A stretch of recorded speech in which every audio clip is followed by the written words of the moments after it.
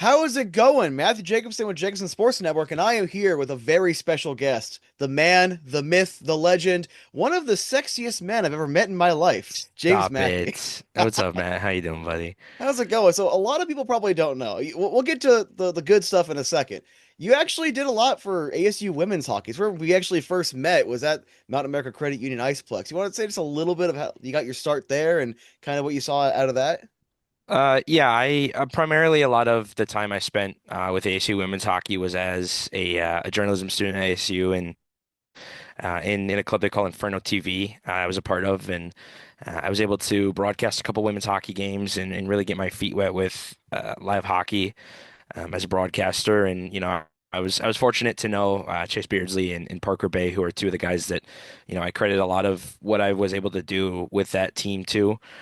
Even Lachlan McTeague, a lot of those guys helped out a lot with kind of making me feel comfortable with calling hockey. So it was just nice to be able to get some reps under my belt, per se, if that's the term, when it came to broadcasting with the women's hockey team and to really get to kind of be able to tell stories. Was a fun part of it, and that was where I really learned a lot of my skills when it came to prepping and ultimately just following the story of the game and getting to work with different voices on those calls was a lot of fun. Personal favorite Mahir Sinhasan, who's doing great things now too. So that was just kind of really where I learned to call hockey games and where I really fell in love with working in hockey and being the center of attention, if you will, on a broadcast. The name Parker Bay lives rent free in my head because I heard you say that name so many times, and a handful of times we got to work together over there. And for those of you who don't know, James Mackey. All right, I didn't tell him I was gonna bring this up, but I think it'd be funny.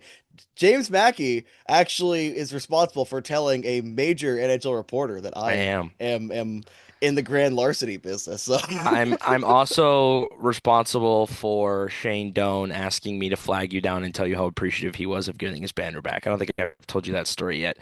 I think I did. I think I was texting you. Yeah, I mean that's just the stuff that brings us together, and part of the experiences I got when I covered the Coyotes for 4 years was marketing and networking. And Chris Johnston was one of those guys where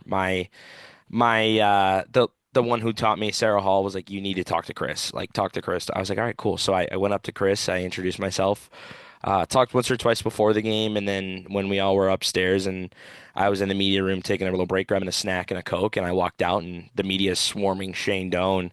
Outside that room, I kind of was like, all right, well, I guess this is where I'll get to talk to people. And I went back downstairs and talked to Chris, and I was like, hey, I know the guy that got that. And he's like, can you get me in touch with him? And I was like, I'll see what I can do.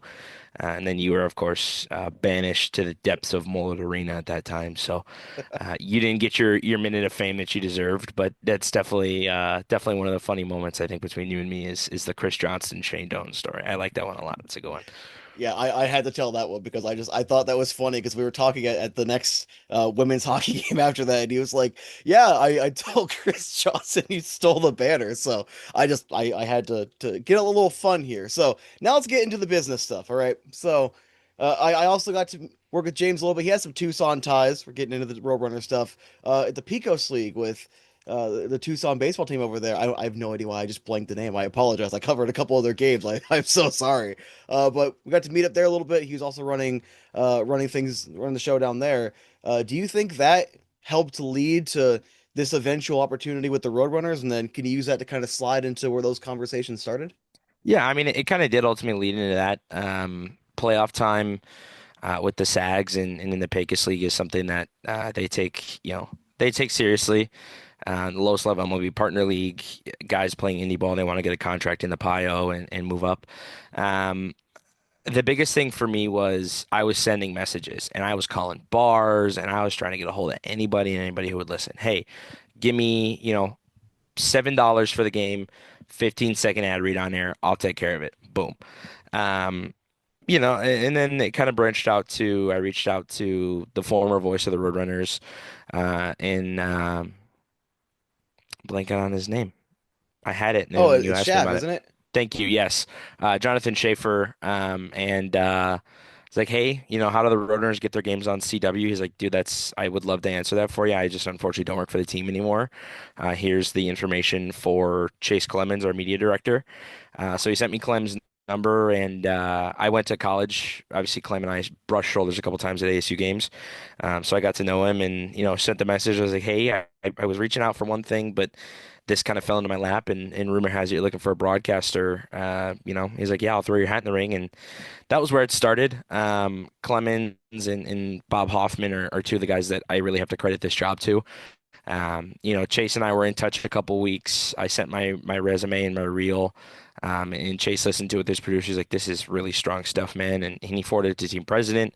And then it was like a week later, I was on a team's meeting with Hoffman, and from there it really just kind of took off. So a lot of it, I think I can probably pinpoint it. I think it was August 5th was really when it all kicked off, and then September 5th was when I officially accepted the job. And then the season ramped up so fast, and we had preseason that last week of September, and we've already had 1 week of the season in the books, and it's a lot of fun. So a lot of the conversations kind of happened very quickly. It sloped very fast. So really, it was just all in the matter of networking and who I knew. But no, I think the time in Tucson helps a lot too. I know my way around that town now, which uh, you know as an ASU student hurts me a little bit to say out loud, but I won't complain. I love Tucson, and I think it definitely helped me navigate. I could probably get around there and back just by off the back of my hand. So I think directionally it helped me, and a lot of people be like, "Whoa, where do you eat when you're in Tucson?" I'm like, "I haven't been anywhere yet." So the culture part of it too, I'm excited to just kind of get to know it and spend more time downtown and at the arena, and just kind of acclimate to what Tucson has to offer. I mean, the correct answer is the in and out in between the Phoenix area and the Tucson area because it's Yeah. easy just to hop off there. But it's interesting because there's certain stuff that I can't get into the weeds of being employees for different things, but you Yep. know you're told that things move very slow, and sometimes talks and negotiations work very slow. And then other Hmm. times it feels like you were talking in concept a week ago, and then now there's a contract in front of you. Yep. So far throughout your career, you've done all these different things. What, like, have you noticed more of it's fast tracked, more of it's slow, or is it really just that kind of randomized hybrid? Um, Randomized hybrid is a really good way to put it. Um, when it's on, it's on. When the business is moving, it moves fast, and a lot of I kind of realized that the pre-game, if you will, to the season being the game, and the pre-game being everything else. That was it paced. It takes time. Pressure makes diamonds, and things take time to develop. But now that the season's in full swing, I'm like, I don't even remember what my name is half the time. Last night we had our face-off gala, and Bob Hoffman introduced me to everybody, and I was talking to people, and I was like, I've never had a drained social battery as an extrovert, but holy jumping, dude. I got in my car last night, and I was like, I can just drive home in peace for an hour and a half. When the business is on, it's on, and when it's off, it's off. So I would say randomized hybrid is probably the best way to describe it. I'm not gonna lie, as someone who is hitting a bit of a busy stretch in their own schedule right now, there are times where I'm like, as much as I love people around me, I want them to leave me alone. I just get like those moments where like just stop texting me. But so Arizona hockey, you have been very ingrained. You mentioned covering the Coyotes. I did know you did that. I knew you more for ASU women because when I actually got to physically meet you. And then obviously Tucson now. What has been the attraction towards Arizona hockey specifically? Where have you seen the growth? And obviously, with no longer having an NHL team, have you seen who has been filling that void, and where has the hockey community been going since? A lot of the growth I experienced was when I worked in high school hockey. I was very fortunate to work with probably the best broadcaster I've ever worked with, in Dylan Pescator. I'll be front up about that. Um, and Dylan taught me the ropes of, hey, here's how you prep for a game. Here's what it looks like. Here's when you talk. Here's when you don't talk as an analyst. And getting the time under my belt to be an analyst with ASHA, a Arizona High School Hockey Association, was big for me in my career, and that's where I saw a lot of the growth. I mean, a Notre Dame Pinnacle game was pulling a full Shane Doan rink at the Ice Den Scottsdale, and packing 2,500 people plus in the house for Arizona High School Hockey State playoffs is huge too, and I would definitely credit the growth of the game to things like that, ASHA and Shots Tots and the Arizona Hockey Legacy Foundation. In retrospect, a lot of the growth of the game now is attributed to the Knights. They do a lot of clinics down here, and they spend a lot of time in this community. They have ads everywhere. They want people to know, hey, look, we know you don't have a team right now. We know you're looking for someone, harbor with us. At the same time, a lot of that kind of also falls back into what's going on with Utah. Hebig last season went up from Tucson. Connaughton is on the verge of being, one of those guys that can go up and down.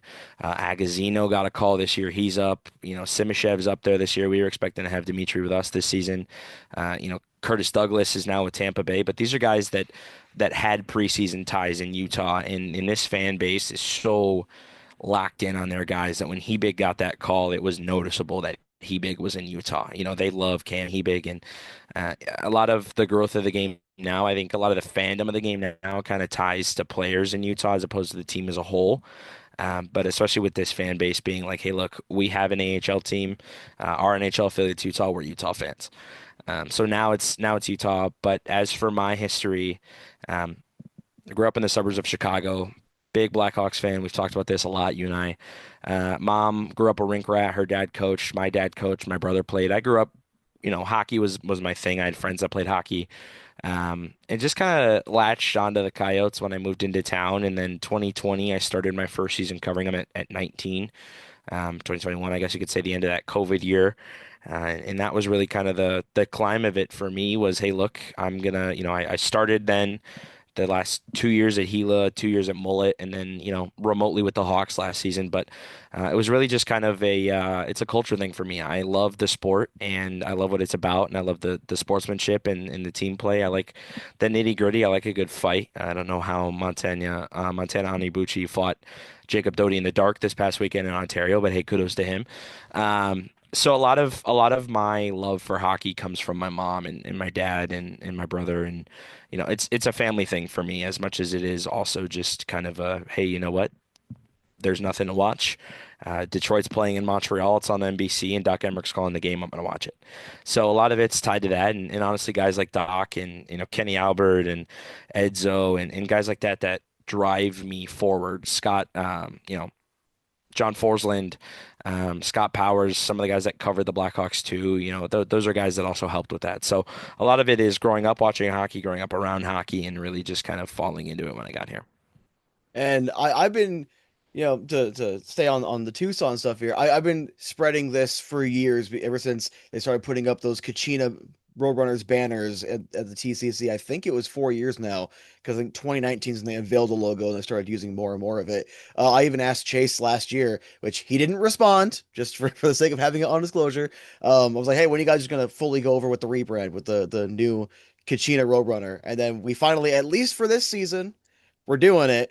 And the brand new jerseys are very reminiscent of the Coyotes jerseys. The only real difference is the home one, or sorry, the dark one is green instead of black in the middle. Other than that, it's very similar jerseys. What have you like? It's all from the Coyotes Kachinas to the Roadrunners Kachinas. What are you noticing in that branding? How iconic it is, and how the fans are responding to that? Yeah, that sucker looks black when you're calling a game on a TV screen for sure. That was the fun I found in two in Henderson and two in Ontario was looking at the screen in the iHeart studio. I was like, that jersey looks black. It's like, oh my God, the Coyotes. In terms of the branding, it's just such an iconic logo. Even the Coyotes one is super up there, and that's one of my favorite logos in all of hockey. I think a lot of people still put that in that like S tier list of, hey, this existed at one point. Throw it in the list. When it comes to the iconic of the branding, it's just such a sick colorway to see. The green and white home, the white chest, green shoulders looks clean, and there was even a couple fans last night at FanFest wearing theirs, and or the Face Off Gala wearing theirs, and they're just it's supportive. A lot of people love that look, and I've gotten asked a lot of questions about it, especially from my own brother when revealed the jerseys the day before. My brother was like, "Hey, can you send me a picture of that jersey?" And I was like, "You're gonna wait till tomorrow." So he didn't really get to be a part of it. And then I remember I looked at Chase and I was like, "You guys about broke the internet about 2 weeks ago." He goes, why? I said, "Because the logo update came out. He goes, we didn't announce that. I went, oh, it was leaked. He goes, yeah, it was leaked because they updated all the team branding online. And I think it was Sports Logos got a hold of it and just dropped it. And it was like, this is the coolest logo I've ever seen. So, a lot of support for the Kachina logo and for the look, and guys just love it. I mean, the guys especially white jerseys on media day, and they're like, dude, these are awesome. So, it's getting a lot of love from the players and the fan base as a whole as well, and all of our staff. Apparel will have it on there too. So I'm really looking forward to it. I'll get my hands on a couple baseball caps this season that have just like the embossed logo on it. It's a really cool looking logo, and I think the black jerseys last year and the purple and whites they've had before too, I think really help kind of build that big branding and show what it's really all about and help with some of the recognition of the Kachina logo. Yeah, the purple up top, honestly, I have a couple those over there. It's a phenomenal jersey. Do you feel it's just more of a personal thing because you grew up a Blackhawks fan, but you kind of adopted the Coyotes here, so I think it's fair to say that you were a Coyotes fan. Um, do you think that now that the team's been gone for a year, switching to the Kachina branding now almost feels like giving a little something to that Arizona hockey community that we can have just kind of a little bit of a solace or consolation? I mean, the branding still belongs to the Morello family and the Morello group, so I think a lot of it's just part of the fact that like, hey, look, this is recognizable. I think the history of the Kachina logo is always going to be there with the Coyotes or with Tucson. I think a lot of it's just kind of really tied to the anniversary this season. The 10th year has been something they really hammered home, and we're really happy about it. And the center ice is the 10th anniversary. So I think if anything, it just kind of more ties into that. Hey, we've been here for 10 years. Here's the lineage of it, and some homage, yeah, but I don't think that's directly kind of what it's tied to. And then obviously a 10th year celebration. Without spoiling anything that you're allowed to say, are there big plans to try to celebrate maybe that first playoff run, maybe the individual on the banner in the TCC? Anybody try to come back for alumni stuff? Is there anything that you're aware of that they're planning on? I have not been made privy to that information, not yet. All right. And then this one's just pure Arizona hockey community, although I have to preface to anyone listening, James can only say a couple of things that are within public sphere. We're not requesting anything that is from within the organization or anything like that. Your personal opinion, James Mackey. What are your thoughts on that original projected 5 to 7 year timeline for the NHL returning to the Valley? And are you optimistic from the developments you've seen in the public sector and even or public sector and even just conversations with notable individuals, not within the Roadrunners themselves? I'm excited for what's to come next. I think is the biggest thing, and I mean, I've said it tried and true. I think, and this is something I'll put on the record. I think putting Shane Doan in a position where he was player development, now he's with Toronto. I think you build him up. He's ready to be a GM, and I'm excited for what this fan base rallies around, especially with Donor at the helm. I think that would be great. Not saying he is going to be the GM, just saying in general. I think if Shane Doan and with Andrea Doan really being at the head of that group and in the work that Galvin's done. I think it's going to be exciting to see what's to come. The timeline, I couldn't tell you. I know a lot of the league reports kind of are starting to ramp up. Hey, Arizona 2030, Arizona 2032. Like these are things that, the hype's here. This group, we want pro hockey back. Correction, we want NHL hockey back. We have pro hockey in Tucson. I think the biggest thing now is just it's all logistics, and it's the worst part about it. Paperwork sucks, logistics suck. But I think right now, anyone really kind of listening should just know, like, hold on, it's coming back. Not on any information I have. I know I work for the team. I don't have any information. But at the end of the day, it's you have to build an optimistic view on this whole thing and understand that this is a big market. It's a big market for growth in the league, and Bettman knows it and Daly knows it. So just I would recommend holding tight, and I'm excited for what's to come. I'm on the edge of my seat just like everybody else without any other inside information that I have. I'm ready to see how the league continues to grow, and I'm always a sucker for expansion. So. And obviously, just for the sake of context, even after Morello signed away the rights to the Coyotes back to the league, Bill Daly himself even referred to when we go back to Phoenix. Bettman has spoken multiple times.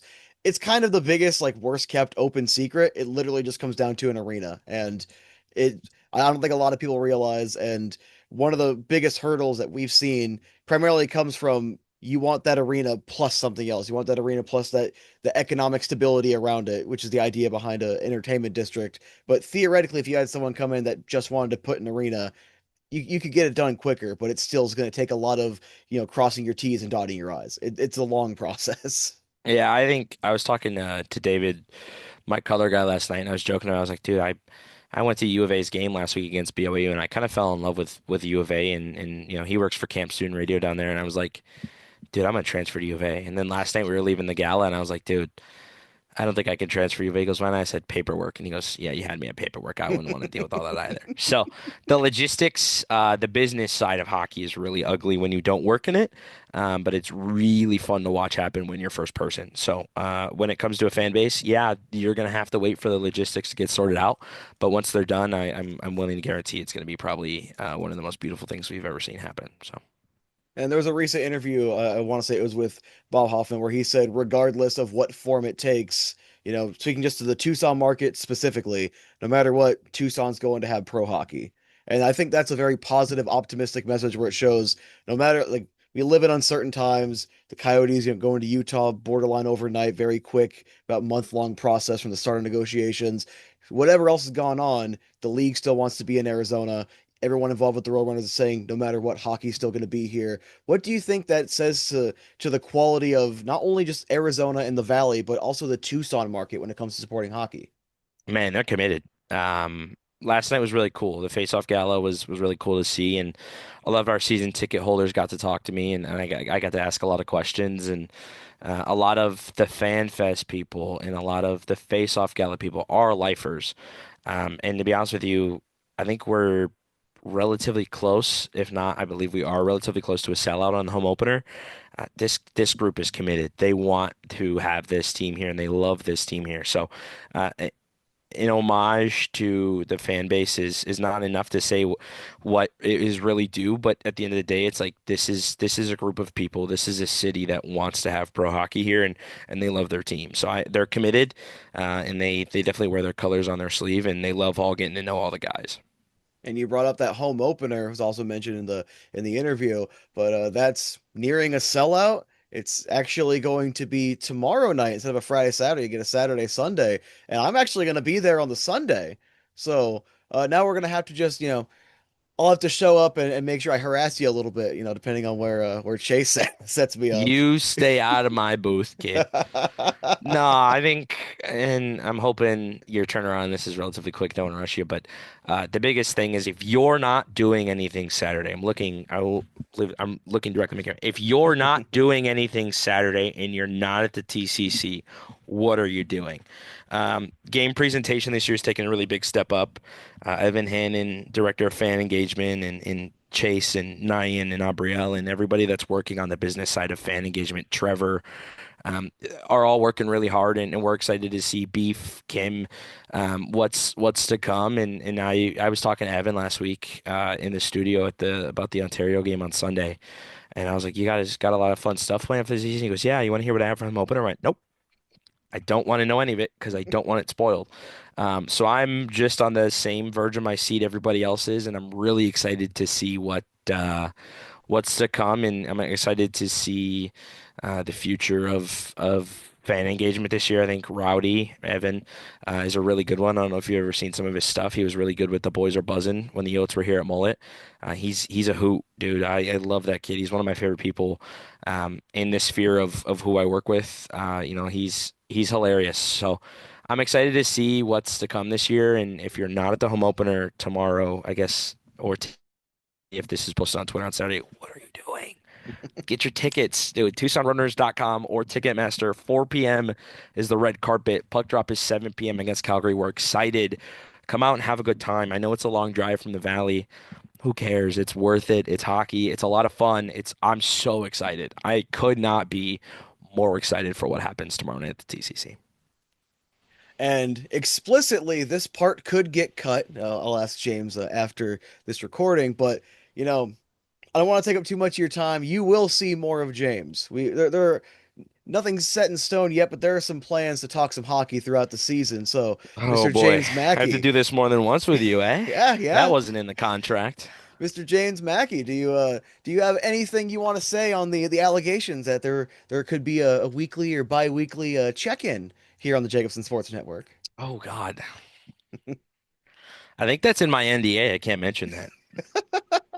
So And then obviously I have to end this with the classic question. You see it every single night at the TCC. You wanted to bring up game presentation, U of A or ASU. I need you to cut that. Yeah, that I can't answer that question, man. I work in the city of the cats, but my heart will forever belong to Kenny Dillingham and the Arizona State Sun Devils. Forks up.